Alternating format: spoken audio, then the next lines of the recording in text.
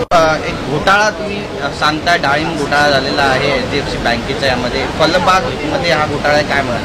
हे बघा, सध्या कृषी विभागावर मी बोलणारच आहे.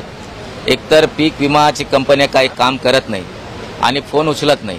पण एक रॅकेट नवीन माझ्या समोर जे आला त्यात असं आहे की आमच्याकडे डाळिंबचं उत्पादन फार मोठ्या प्रमाणात आहे. फलबाग विमा म्हणून एक योजना असते, त्या योजना अंतर्गत HDFC बँक ॲग्रो इन्शुरन्स कंपनीने काही दलाल लोकांना हातात धरले आणि ते दलाल माझ्या मतदारसंघात फिरतात.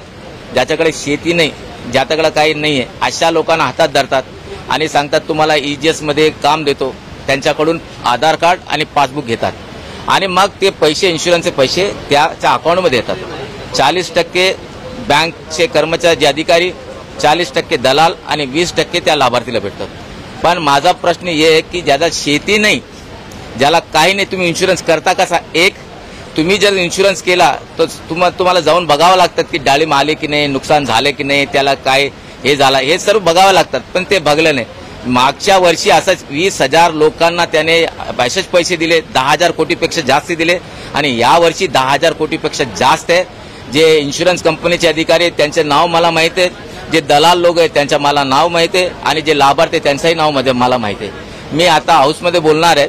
जर गव्हर्नमेंटला माझी रिक्वेस्ट आहे, यात सखोल चौकशी केल्या पाहिजे आणि कृषी सेक्रेटरी गेडाम साहेब, मी स्वतः त्यांना भेटून याची सखोल माहिती देणार आहे आणि त्याच्यावर त्यांनी कारवाई केली पाहिजे. या सगळ्या घोटाळ्यामध्ये जिल्हा पातळीवरची जी शासकीय हे बघा, विभाग आहे ते सामील आहे का असं वाटतं? मला तेच डाऊट आहे की कृषी विभाग बी सामील असेल. म्हणून मी जे बोलतो ना की आता हे एवढा मोठा रॅकेट आहे, 10,000 करोडपेक्षा जास्त लोकांना ते बोगस इन्शुरन्स दिलेले, मागच्या वर्षी बी दिले ना, ह्या वर्षी बी दिले.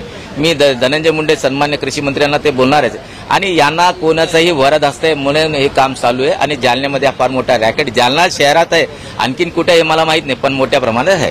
अर्थसंकल्प सादर होतोय, शेतकऱ्यांना काही हाताशी लागेल असं वाटतं? आता मागच्या अर्थसंकल्पचे 49% या लोकांनी खर्च केलेले नाही.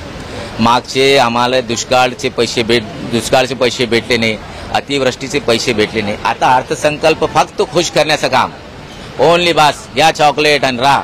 काय 7 तारखेनंतर आचारसंहिता लागणार, काय नाही, फक्त घोषणा आहे. आणि हे अर्थसंकल्प वाचून नंतर तुम्हाला शेअर सांगणार आहे. थँक्यू.